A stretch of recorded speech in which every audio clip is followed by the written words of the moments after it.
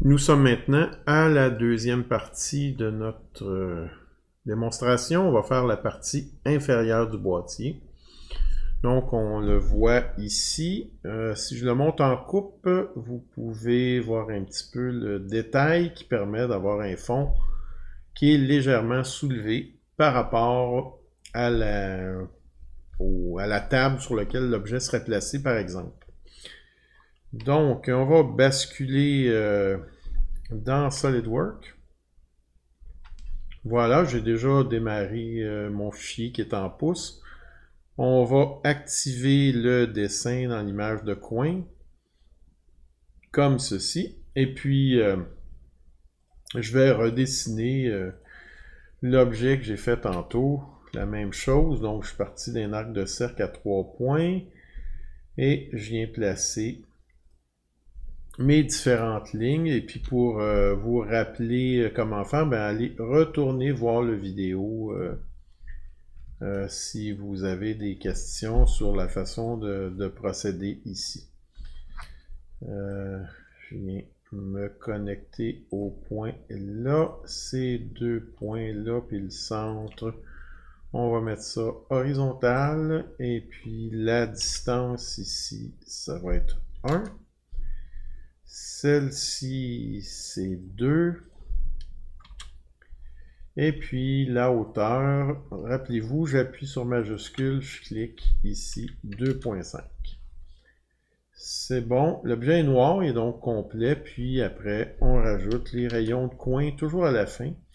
Et puis, n'ayez pas peur de ce message-là, c'est à cause des égalités qui m'indiquent ça, mais ça ne crée pas de problème. SolidWorks fait la correction de toute façon, si c'est nécessaire. Donc, il a bien coté au point d'épure, il a bien transféré son élément.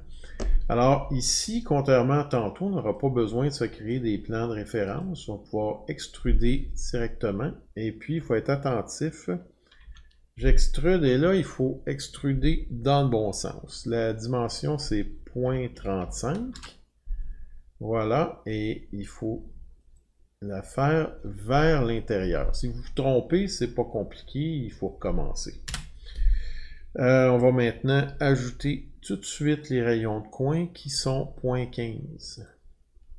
Donc, 0.15, c'est fait. Et là, une petite méthode de maison que j'ai développée, là, observez bien la technique. On doit rabaisser le centre, là, ici, la difficulté, parce que quand je clique, ici, voilà. Vous voyez le 0.05 là, dans le coin. Alors, on doit baisser ça de 0.05 et garder une belle courbe, là, comme on le voit sur le détail là, qui est ici. Là. Alors, on le verra agrandi tantôt, ce détail-là. Alors, la méthode que j'ai développée, je sélectionne ma surface, je la convertis en esquisse, et puis je demande de convertir les entités. Immédiatement après, je demande un enlèvement de matière à la dimension 0.05 voulu. Ensuite, on veut conserver une belle courbe, on ne veut pas que ça coupe comme ça. Alors, je sélectionne le plan de droite et je fais un cercle de n'importe quelle grosseur. Ensuite, je me place comme ça, je suis toujours dans l'esquisse, et je déplace ma souris lentement et regardez ce que je trouve. Je trouve l'intersection entre cet arc de cercle-là et le plan. Je vais enlever, excusez, j'ai oublié d'enlever mon image, ce qui ne vous permet pas de voir les touches de raccourci, mais c'était pas très grave. Là. Donc, reprenons. J'ai sélectionné ceci, je vais recommencer en passant lentement, comme ça. Je sélectionne le cercle en faisant un contrôle, une multisélection, et je demande au radial. Une fois que c'est fait, je quitte l'esquisse, et puis on va faire un balayage, notez bien. Je vais d'abord sélectionner le profil, et puis ensuite, pour avoir la trajectoire, je vais ici, je sélectionne la première esquisse que j'ai fabriquée. Et j'ai ma réponse. Tout ce qui me reste à faire maintenant, c'est d'ajouter le rayon manquant. Je vais vous le montrer dans le détail. Je vais changer le détail, c'est 0.07.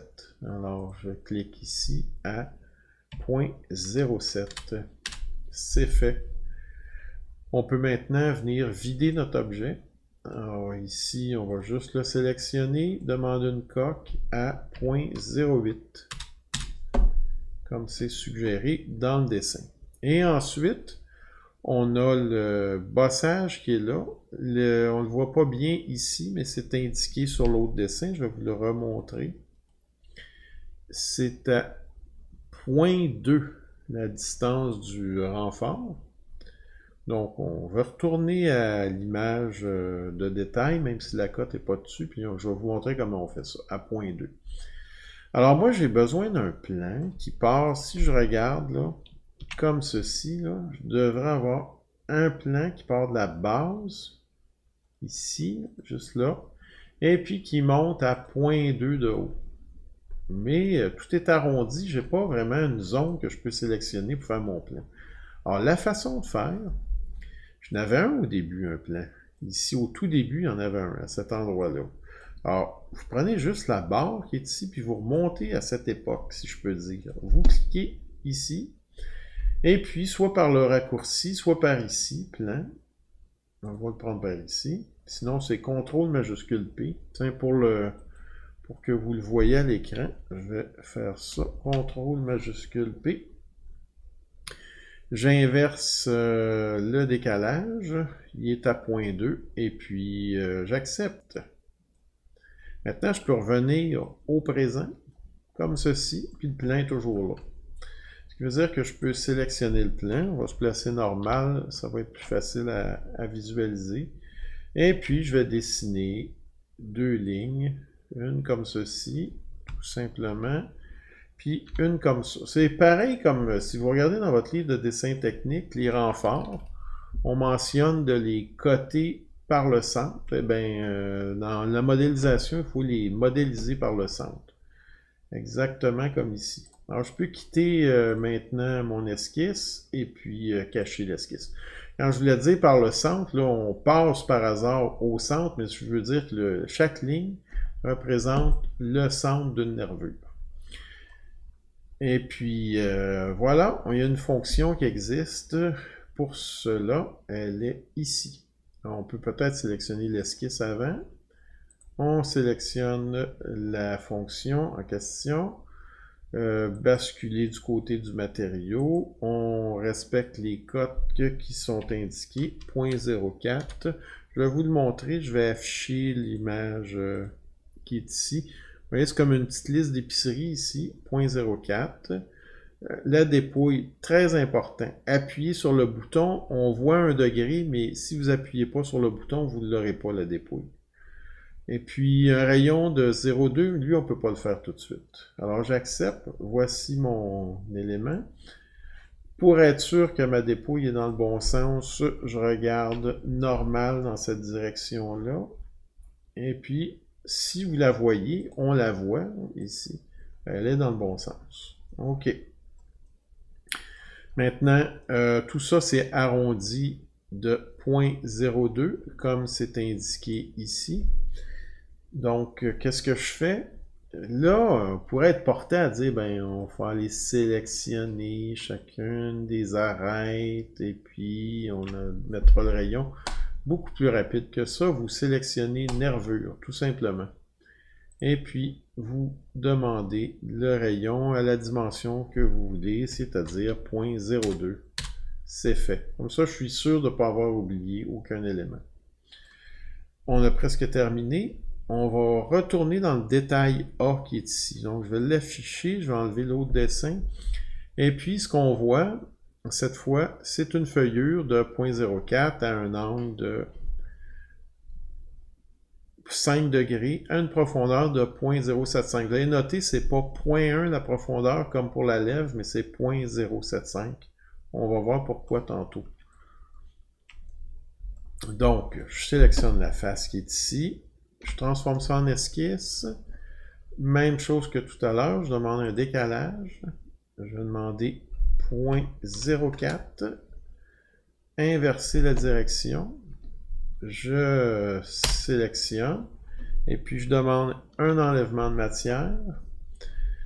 Mon enlèvement de matière, je veux 0.075. Et puis, avec l'angle de 5 degrés. Je vérifie que la dépouille est dans la bonne direction. Et puis, j'accepte tout simplement. Ma pièce est finie. Bon, les puristes verront ici que le 0.04 peut être discutable un petit peu au niveau de l'ajustement à cause des angles de dépouille et puis d'un autre facteur, là, mais pour l'instant, je le laisse comme ça, mais quand vous serez plus habile, vous méditerez là-dessus, mais l'expérience me montre là, sur les modèles qu'en général, ça crée automatiquement le bon ajustement quand on s'en préoccupe pas trop. Alors, c'est pour ça que j'ai décidé de ne pas m'en préoccuper. Je vais sauver la pièce. Je vais l'appeler boîtier inférieur. INF. C'est fait. Et on va tester maintenant l'assemblage de cela. On va créer un nouveau document. On va demander un assemblage en pouces. Ça s'en vient. On va commencer par insérer peut-être la partie supérieure en premier lieu. Voilà. Vous allez noter, j'ai cliqué directement sur le crochet vert pour conserver les mêmes propriétés. Voilà, je vais afficher les lignes de contour. C'est plus facile à comprendre notre pièce de cette façon-là. On va maintenant insérer la base. Celle-là, on la place comme à tombe. Voilà. Je vais demander, par exemple, que ça et ça soient en contact. Comme ceci. C'est parfait. Voilà, il s'est inversé. On va le prendre comme ça. Et maintenant, on va demander que ce cercle-là et celui-ci, par exemple, soit co-radial. C'est fait. Je peux tourner la pièce pour voir un peu comment est-ce que ça fonctionne. Et puis, théoriquement, là, ça ici et ça là, je devrais accepter de les mettre co-radiaux. Voilà. Puis, je vérifie ensuite, je m'assure, là, en le bougeant, que ben, justement, que rien bouge. Bon, évidemment, puisque j'ai mis des dimensions différentes, ben, ça crée une petite distance ici, là. On peut le mesurer. Je vais vous l'afficher à l'écran. Une petite distance de 0.025. Donc, un petit peu plus que 2 centièmes de pouce. Est-ce que ça, c'est un choix quand vous dessinez un boîtier? Selon la précision, disons Apple, quand ils font certains boîtiers en plastique d'emballage, eux, ils font arriver à 0 pile. Moi, je préfère laisser un petit jeu à cause des erreurs qu'il peut avoir. Je préfère toujours un petit jeu. À vous de décider, mais dans cet exercice-là, assurez-vous d'arriver comme ça. On va regarder aussi le résultat en vue de coupe, comme ceci. Et puis, on note les deux éléments, les boîtiers qui rentrent dedans. On va noter, là, je constate que j'ai une erreur ici. En fait, j'étais à 2 degrés. Parce que si on regarde, j'ai 5 degrés ici. Et notez le 2 degrés là. Bon, on va aller corriger notre erreur tout de suite. Donc, on va retourner sur le boîtier. Puis là, ben, c'est une question qu'on va se poser. On va juste basculer pour trouver le bon fichier. Attendez. C'était lui, effectivement. Donc, il faudrait qu'ici, j'ai non pas 5 degrés, mais 2 degrés. Alors, on va aller corriger ça. C'était dans l'enlèvement de matière. Je vais éditer la fonction. Et puis, je vais mettre tout simplement 2. Comme ceci. Donc, on sauvegarde. On retourne voir le résultat. Et puis, on s'assure que ça fonctionne.